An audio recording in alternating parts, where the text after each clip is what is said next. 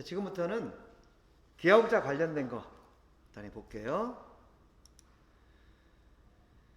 자, 이거는 데이터 표적. 이게 지금 데이터 표적 표시예요. 그리고 요 위에는 뭐가 들어갈 수도 있고 안 들어갈 수도 있죠. 예를 들면 이런 경우 한번 보세요. 이렇게 해가지고 여기다가 데이터 표적을 이렇게 딱 지정을 했어. A1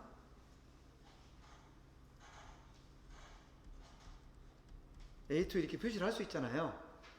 근데 3차원으로 측정을 할 때 이렇게만 해놓으니까 여기다 측정을 할 수도 있고 뭐 여기다 측정을 할 수도 이럴 수가 있잖아.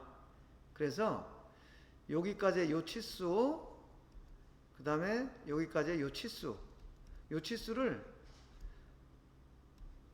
요 여러분 TED라고 하는 이걸 주고, 대신에 그렇다고 또 여기를 정확하게 찍을 수는 없잖아. 여기를 이렇게 영역을 줘가지고 파이 5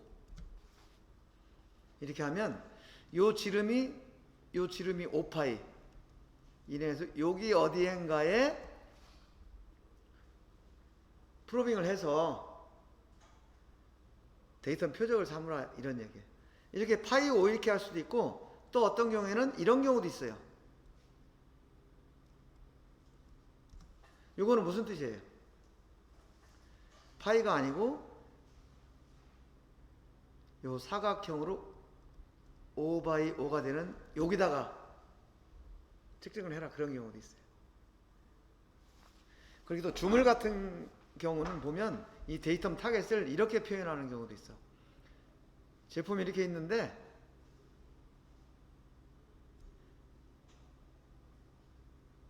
여기다가 여기만 이렇게 해가지고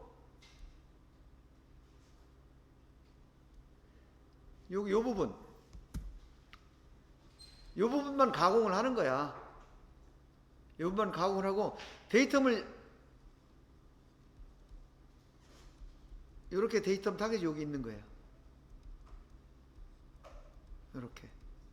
그러니까 여기다가 프로빙해서 데이터로 잡으면 되죠. 그러니까 이쪽은 이런 관계가 없는 거죠, 여기. 그래서 여기는 가공을 안 하고 그냥 주물 상태로 놔두고 이 데이터 표적이 있는 부분만 가공을 하는 이런 경우도 있다라는 거죠.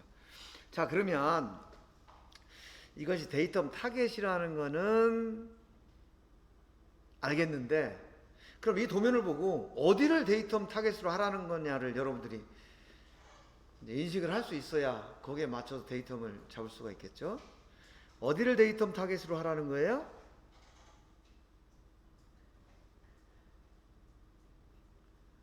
어디를?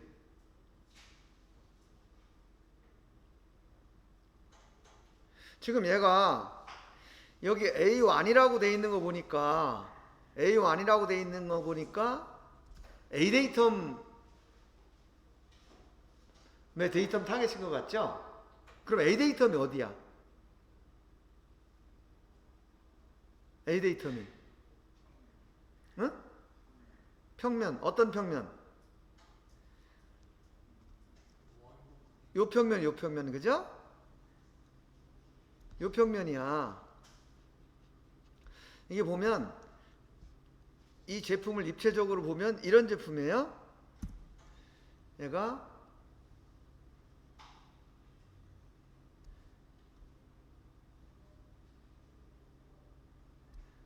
요런 원이 지금 요 부분이야, 요 부분. 그리고 안에 또 요렇게 있고 요렇게 있어. 지금 이 부분이 요 부분이에요.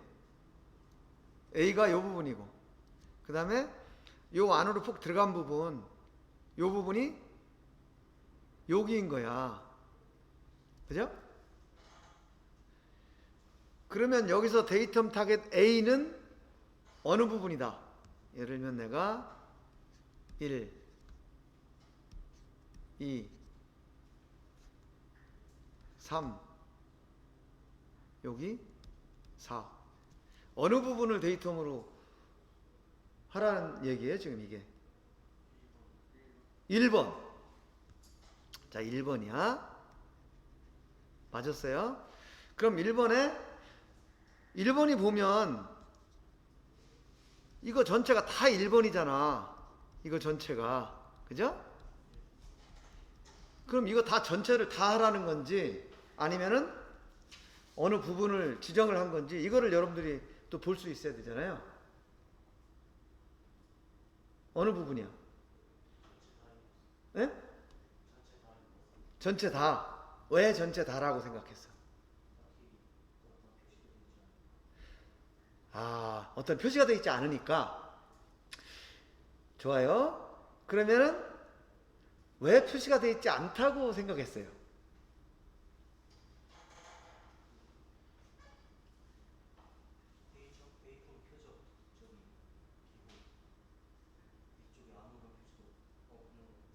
그렇죠? 지금 전체를 다 하라고 했다고 생각한 근거는 아론 표시가 없다는 거잖아요. 그죠? 근데 이제 우리가 그 가공이라는 측면에서 보면 이런 걸 생각할 수가 있어요. 여러분들 1학기 때, 1학년 때 기초 측정 실습할 때 이런 거 혹시 배웠을 거예요? 제품이라는 게 이 모서리 부분은 항상 변형이 있을 수가 있으니까 측정할 때 이 모서리에서 한 1mm 정도는 이렇게 떼서 이 부분에서 측정을 해라. 여기 요 면에서. 그래야 치수가 정확하다. 혹시 이런 거 기억나나요?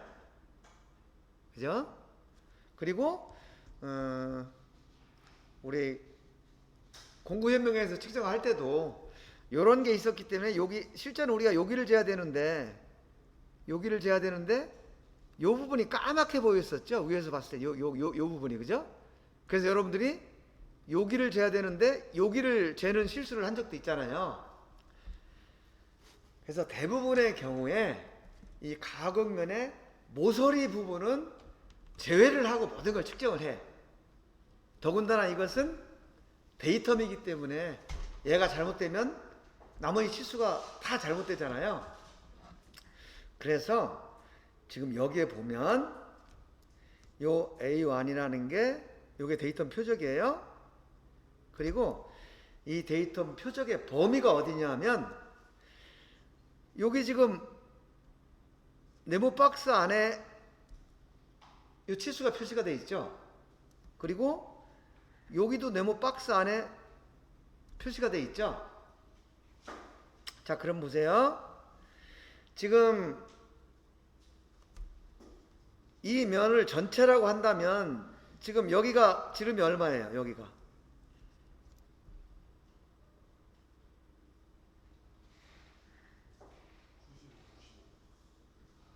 왜 95야? 100이잖아. 100. 그죠? 여기는 지름이 얼마예요? 요거? 요거는 75죠. 그죠? 요거잖아. 요거 100하고 75. 그죠? 그런데 데이텀 타겟의 영역은 얼마를 줬냐면 95를 줬어.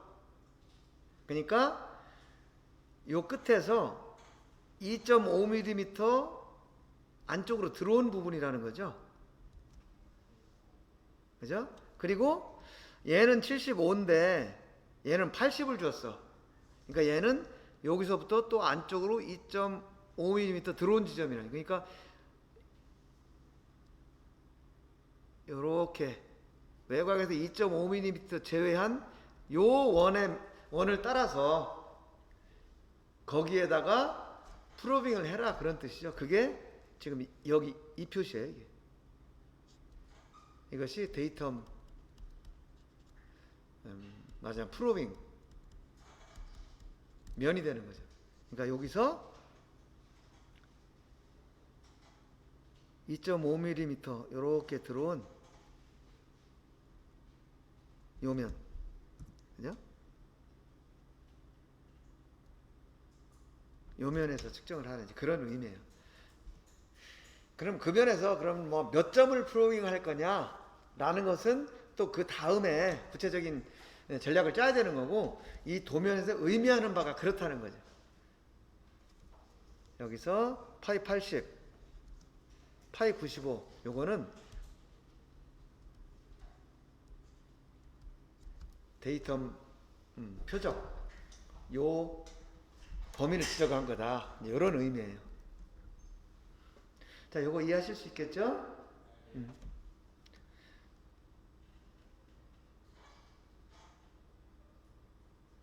그러니까 여러분들 이제 데이터 표적이 구체적으로 어떻게 쓰이는지를 잘 생각을 안 해봤기 때문에 지금 아무런 표시가 없다고 생각한 거잖아요. 그래서 이런 경우도 있다라는 거를 이제 기억을 하면 돼요. 이번에는 이론적으로 정확한 치수, 우리가 TED라고 표현을 하죠. 이 TED에 대해서 간단히 살펴볼게요. 지금 여기에 보면 어떤 치수가 나와 있고, 이 치수에 이제 사각 박스가 쳐져 있는 거죠. 여기도 마찬가지고 이렇게 쳐져 있는데, 이것의 의미는 여기서부터 여기까지 정확하게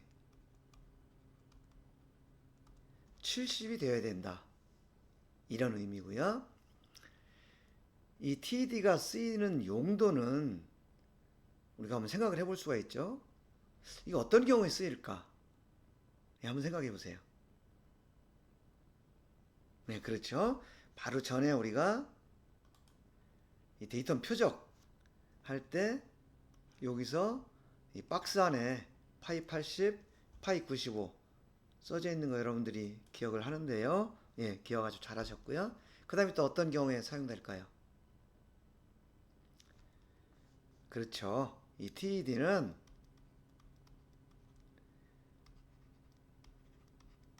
위치도를 규제할 때 주로 사용을 합니다.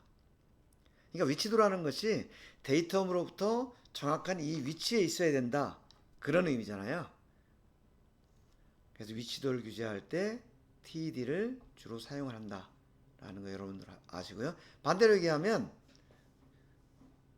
70이라는 예를 들면 이런 쪽으로 정확한 치수가 규제가 돼 있다 그러면 어디엔가 위치도가 규제되고 있구나 라는 것으로 이제 여러분들이 이해를 할 수도 있겠죠. 이렇게 위치도나 또는 데이터 타겟을 지정하거나 하는 것처럼 어떤 데이터로부터 정확한 어느 위치에 있어야 된다 라는 것을 표시할 때 이 TED라는 것을 사용을 하고요. 이 TED라는 것은 이것은 ISO 규격에서 사용하는 이제 용어고, 우리가 ISO 말고 또 기아공차를 많이 사용하는 것이 ASME 규격이 있죠. ASME 규격에서는 이것을 베이직 디멘션, 그래서 기준치수라고 표현을 한다. 그래서 ISO에서 얘기하는 TED나 ASM에서 얘기하는 베이직 치수가 같은 개념이다, 이렇게 생각을 하시면 되고요. 그 다음에 여기에 보면 요 괄호 안에 50이라는 치수가 쓰여 있는데, 이것은 참고 치수입니다. 참고 치수 또는 참조 치수라고도 얘기를 하죠.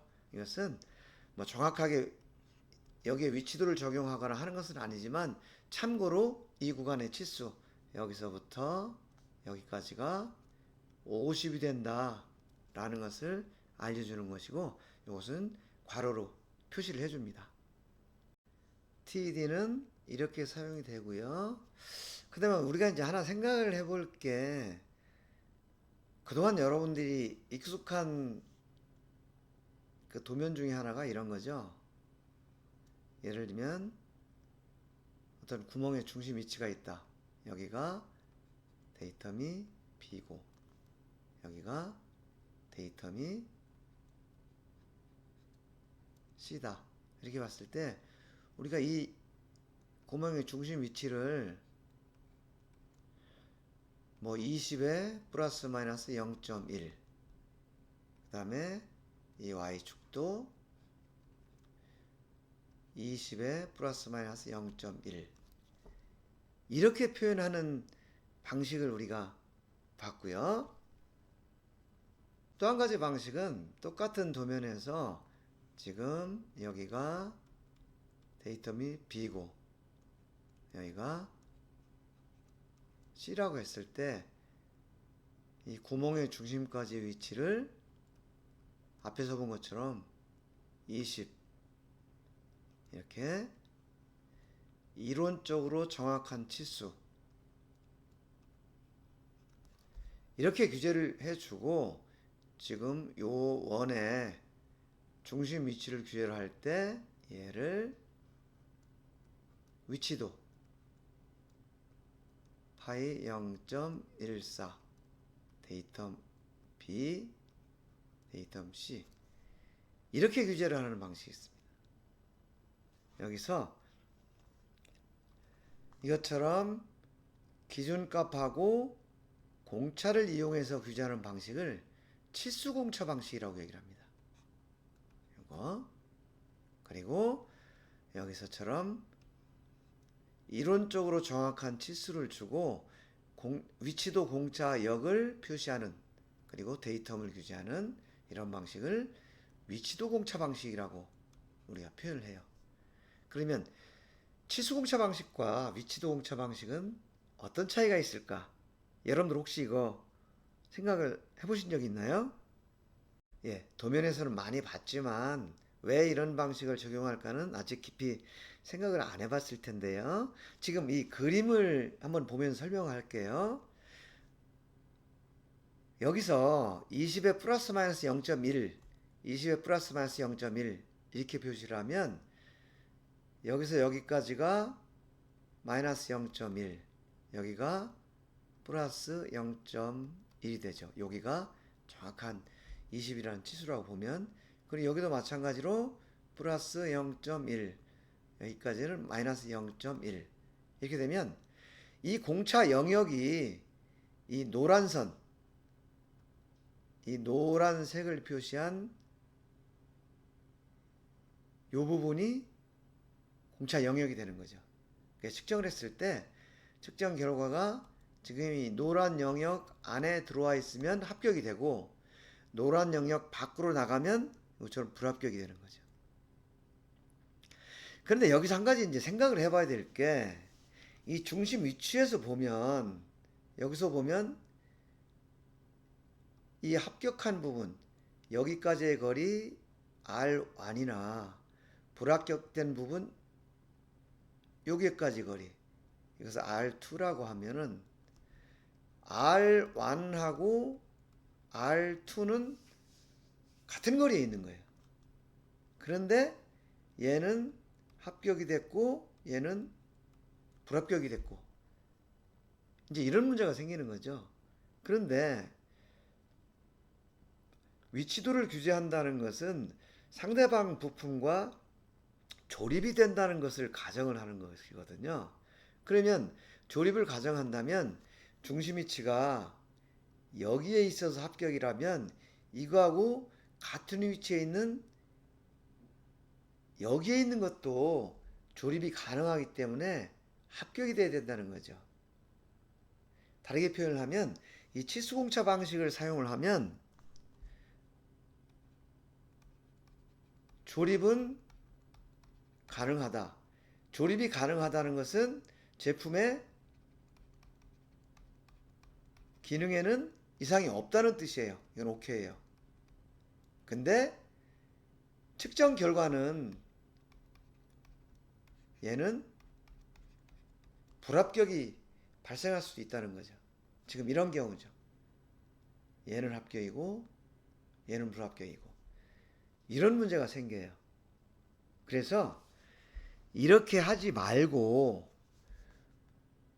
기준 위치에서 이 거리 예를 들면 이게 0.1이었다면은 뭐 0.141 뭐 이렇게 되겠죠. 이게 루트이니까. 그럼 이 거리가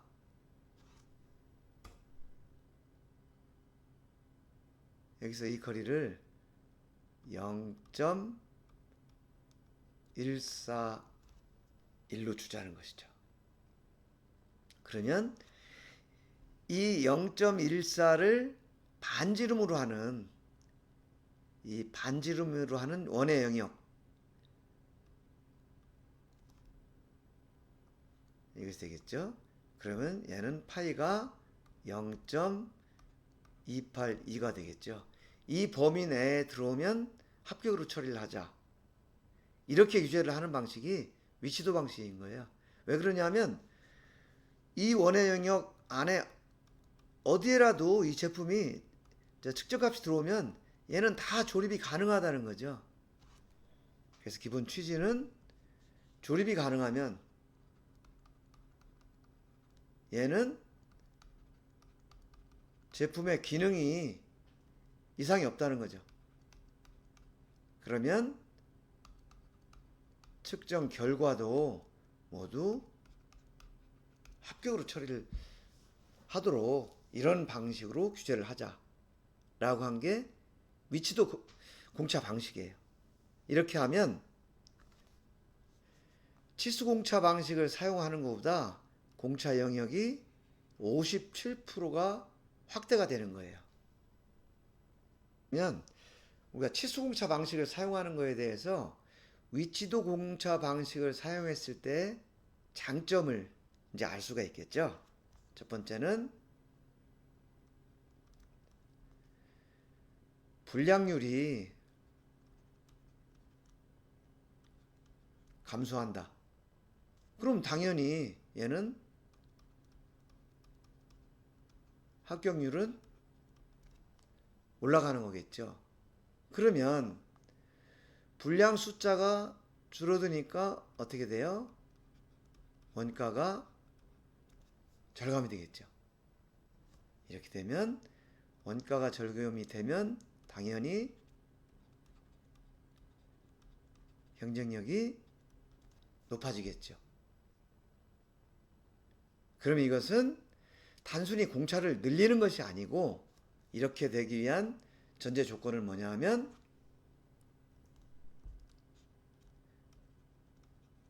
조립에 이상이 없어야 된다.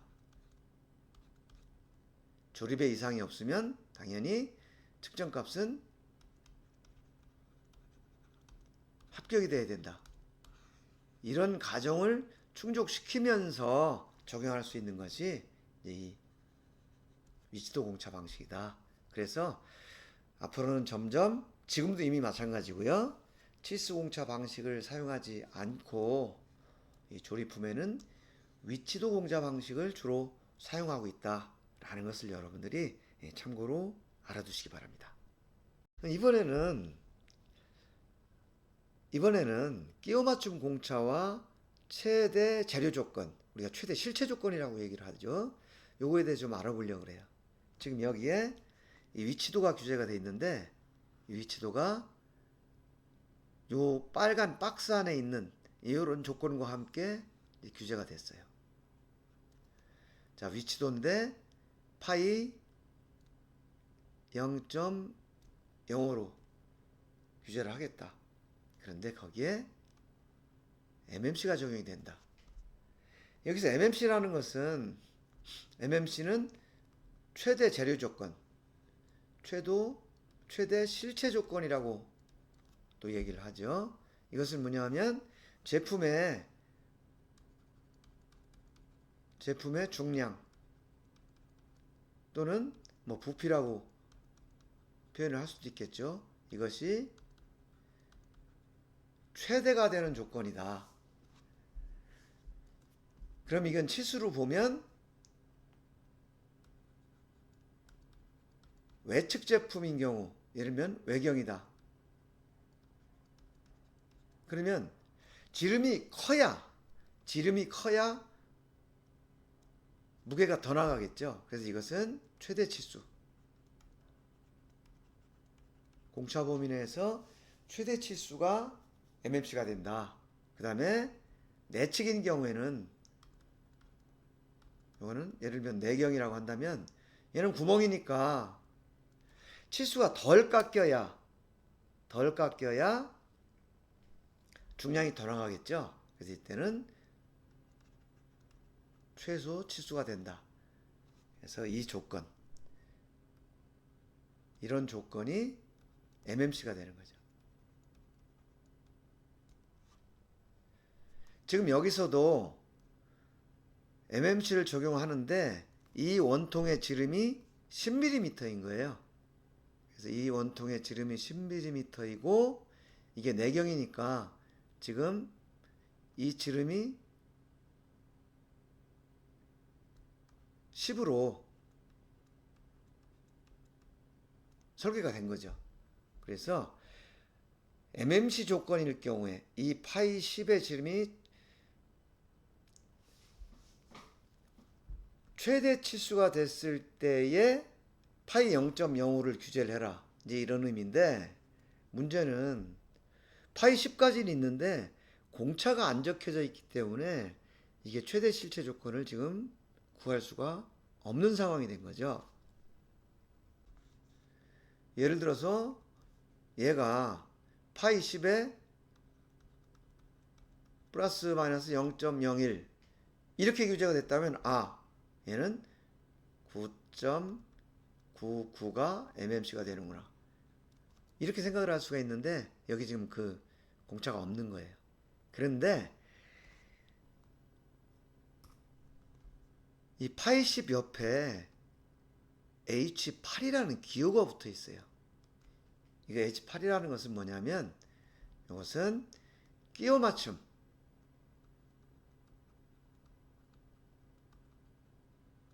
끼워 맞춤 공차라는 거예요. ISO 규격에서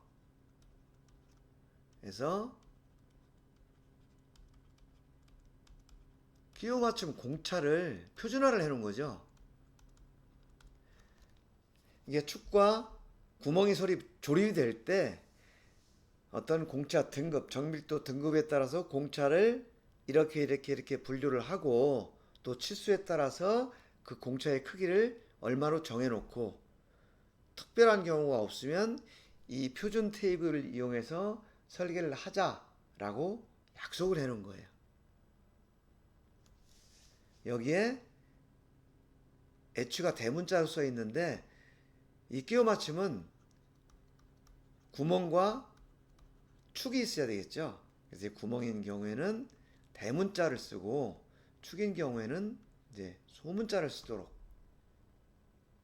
이렇게 약속을 해놨고요. 그 다음에 구멍 기준식이냐 축 기준식이냐 이런 여러 가지 용어들이 나오는데 그것도 앞으로 배우기로 하고요. 일단 여기에서 보면 그 끼워 맞춤 공차표를 이제 찾아보는 거예요. 그러면 H8이다. 여기가 구멍의 8급이 되는 거죠. 그런데 이 지름이 치수가 10mm인 거예요. 그러면 6mm 이상 10mm까지 여기가 되는 거죠. 그래서 8급에 대해서 요 치수에 해당되는 공차를 찾아보니까 지금 여기 되는 거예요. 플러스 0.022 마이너스는 0. 그래서 여기서 파이 10에 H8 이렇게 표기를 한 것은 파이 10에 플러스 0.022 0 이렇게 표시한 거하고 지금 같은 의미라는 거죠. 자, 그럼 요걸 기준으로 보면 지금 지름이 이게 10mm예요.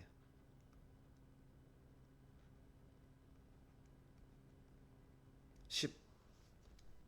그런데 공차가 플러스 쪽으로 0.022만큼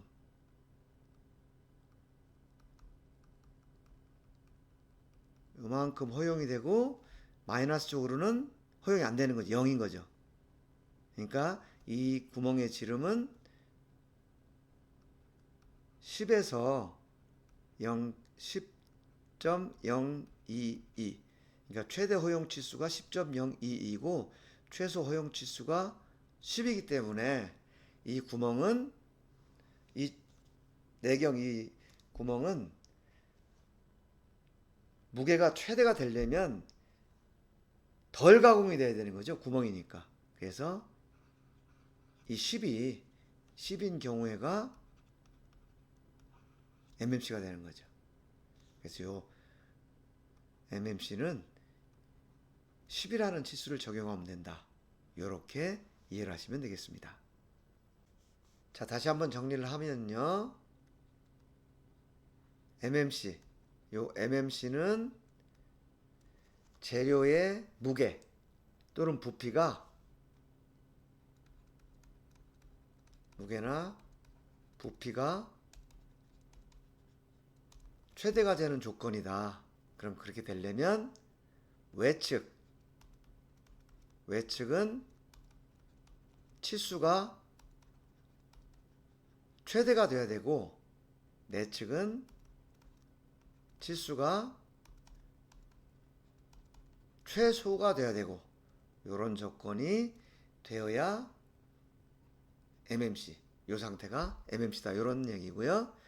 그 다음에 우리가 공차를 그냥 뭐 파이 10의 플러스 마이너스 100분의 1 이렇게 줄 수도 있지만 끼워 맞춤 공차라는 것을 이용해서 축인 경우에는 소문자, 구멍인 경우에는 대문자를 이용해서 끼워 맞춤 공차 등급을 적용한다. 그래서 여기에서는 H8이라는 등급을 적용했는데 H8 등급이 지름 치수가 파이 10이 될 경우에는 이 표를 찾아볼 때 이렇게 적용을 해보는 거죠. 그러면 플러스 0.022 마이너스는 0. 그래서 결국은 파이 10일 때 이때가 MMC 조건이 된다. 이렇게 여러분들 이해를 하시면 되고요. 그 다음에 포락 요거 있죠? 이거 무슨 뜻이라고 그랬죠?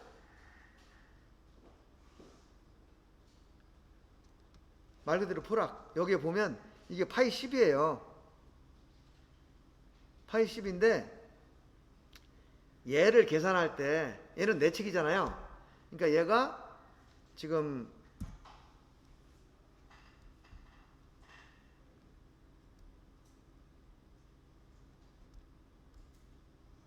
형상 이렇게 가공됐을 수 있다는 거죠. 그죠? 그래서 요거를 우리가 LP라는 기호 기억나나요? 로컬 포인트 해가지고 요 치수가 LP 치수였죠. LP 치수.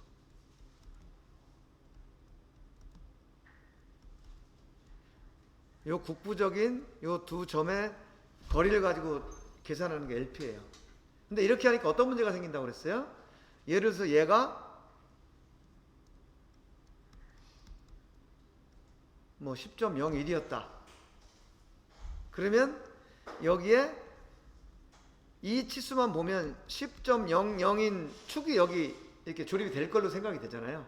그래서 10.00짜리 축을 여기다가 이렇게 끼웠더니 10.00짜리를 끼웠더니 조립이 안 되고 이게 원래는 이게 조립이 돼야 되는데 여기서 딱 걸리더라. 왜냐? 얘가 원통이 휘어져 있는 것을 모르니까. 그래서 이런 식으로 계산하지 말고 이 토락의 요구사항에 의해서 계산을 해라. 다시 말하면 얘가 여기 조립이 될 수 있도록 전체적으로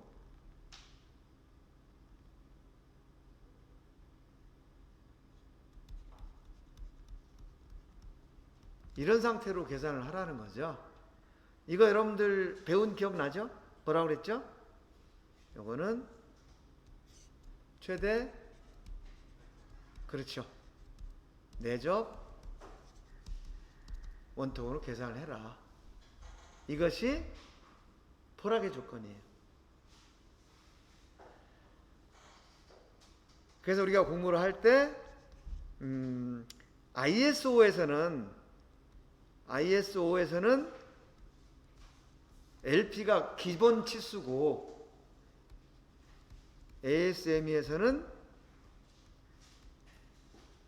포락의 조건이 기본 치수다 라는 거 얘기했고요. 그 다음에 포락의 조건이라는 것이 그 옛날에 그 테일러라는 사람이 이걸 조립을 하는 거를 연구를 하다 이 원리를 발견했다 해가지고 테일러의 원리 이렇게 부른다 라는 거 기억나죠? 그 다음에 요 CZC라는 거 무슨 뜻이에요? 요거는 공통이라는 거야. 그러니까 이 평면이 요거하고 요거를 다 같은 평면으로 본다는 거야. 아까 그림 그렸었죠? 그러니까 동그랗고 요게 있고 그 다음에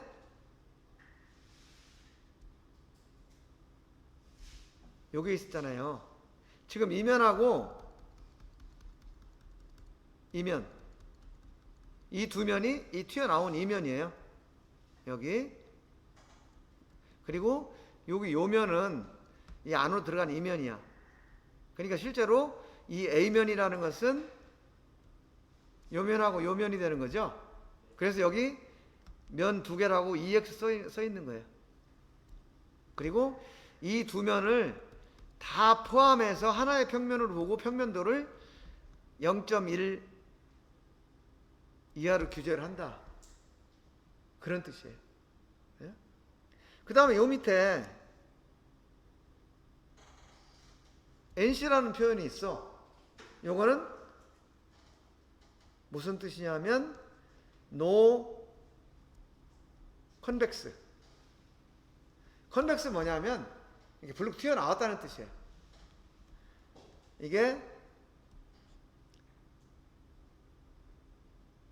이거는 컨벡스, 요거는 컨케이브. 그러니까 얘는 뭐냐면 여기에 지금 상대 부품이 이렇게 조립이 될 거라는 거예요. 이렇게 조립이 되다 보니까 얘가 만약에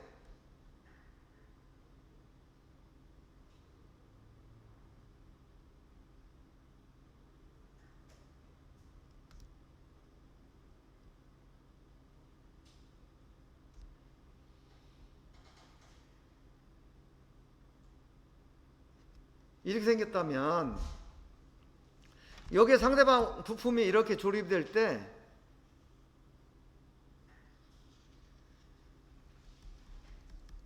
이렇게 조립이 되는데 여기 볼록 나온 데만 다 가지고 여기가 이제 끄떡끄떡하게 된다는 거죠. 이 양쪽이. 그죠? 그러니까 쉽게 말하면 이렇게 되는 거죠.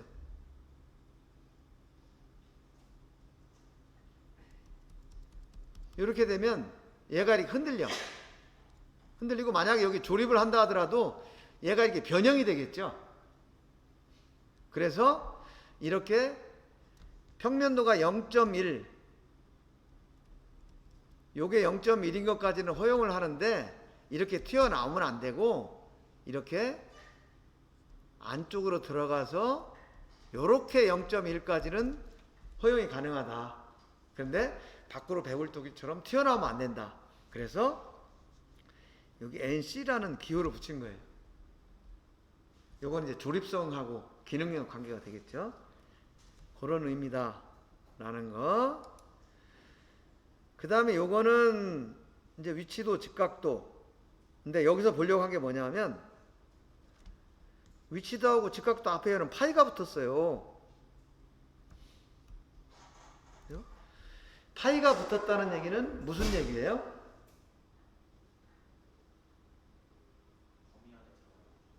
지금 직각도를 계산하는 이 형체가 축이라는 얘기야, 축.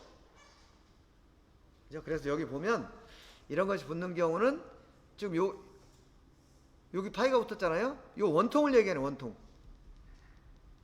요 원통이 아까 얘기한 것처럼 파이 100분의 5 이내에 들어야 된다. 그런 뜻이죠. 100분의 5라는 것은 범위를 얘기하는 거고, 요 파이라는 것은 지금 적용하는 이 형체가 축이라는 걸 얘기하는 거예요. 근데 여기는 이 파이가 없어요, 앞에. 파이가 없다는 것은 축이 아니고 평면이라는 뜻이죠. 여기 보면 요 평면. 요 평면의 위치도 의미하는 거다. 라는 것까지 하고, 그 다음에 여기 ACS는 여기 보면 지금 C데이텀, 이 안쪽이 C데이텀이에요. 이 C데이텀에 대해서 이 바깥쪽 요 파이 30의 동심도가 파이 0.1인데 밑에 요 ACS라는 요런 기호가 붙었어. 이거는 애니 크로스 섹션의 약자인데, 예를 들어 여기는 동심도가 합격인데 여기서 동심도를 대면 불합격일 수도 있잖아요. 그래서 그렇게 되면 안 되니까 애니 크로스 섹션, 어느 단면에서 측정을 하더라도 얘는 동심도가 파이 0.1 이내에 들어와야 된다. 이런 의미를 포함하는 거예요. 여기까지 이해하셨죠? 그래서 여기서는 이 기호가 동심도도 되고 동축도도 될 수 있는데, 요 ACS가 붙은 걸로 봐서 얘는 동심도라고 생각을 할 수가 있겠죠.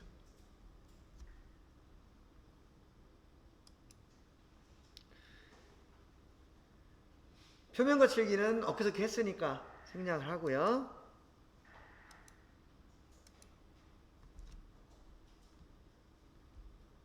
마지막으로 표면 거칠기에 대한 규제를 볼 텐데요. 지금 여기 보시면 지금 이 부분입니다. 이 부분이 표면 거칠기고요. 요거는 표면 거칠기 도식 기호, 또 규격에 따라서 얘는 제거 가공을 해라는 뜻이고, 요거는 가공 여유가 3mm다. 그런 뜻이고요. 여기는 선반 가공을 해라. 그 다음에 여기에 전둘레 표시가 됐다는 것은 지금 여기 요면뿐만 아니고 이 전체를 다 가공을 해라. 요 규격에 맞춰서. 그래서 요거는 전둘레, all around 이런 뜻이고요. 그 다음에 요것은 RZ 파라메타를 규제를 했는데 3.1 RZ 파라메타를 이용해서 3.1 마이크로미터 이내로 가공을 해라. 이런 뜻이고요. 그 다음에 여기 8이라는 것은 평가 길이를 얘기합니다. 특별한 얘기가 없을 때는 기준 길이 곱하기 5 해서 평가 길이를 형성을 하는데, 여기서는 특별히 설계자가 기준 길이 8개를 이용해서 평가 길이를 구성을 해라 라는 것을 표시한 거고요. 그리고 여기에 맥스, 이 표시는 우리가 표면 거칠기 결과를 평가할 때 16% 룰이라는 게 있고 맥스 룰이라는 게 있다고 그랬죠. 그 중에서 맥스 룰을 이용해서 평가를 해라, 이런 의미가 되겠습니다. 다시 한번 정리를 하면, 전 둘레에 대해서 이 규격을 적용을 하고 가공을 해라는 뜻이고요. 지금 이렇게 표시가 된 것은 가공을 절대 하면 안 된다는 표시였죠. 근데 이것은 제거 가공을 하라는 뜻이고요. 가공 여유 3mm를 남겨두라. 그리고 선반 가공을 이용해서 제거 가공을 해라. RZ 파라메타를 3.1 마이크로메타 이내로 이제 규제를 하겠다. 그런데 평가 길이는 기준 길이의 8개를 적용을 해라라는 얘기고, 맥스 룰을 이용해서 평가를 해라. 즉 전체에서 RZ 3.1 마이크로메타를 초과하는 것이 한 개라도 있으면 안 된다라는 이제 엄격한 규제를 의미하는 겁니다. 자, 이렇게 해서 이번 학기에 수업을 하게 될 도면 전체에 대해서 한번 쭉 훑어봤는데요. 오늘 공부한 것은 개략적인 것을 살펴본 것이고, 앞으로 매주에 한 과제씩을 정해서 집중적으로 공부를 하도록 하겠습니다. 여러분, 오늘 수업 받느라고 고생 많으셨습니다.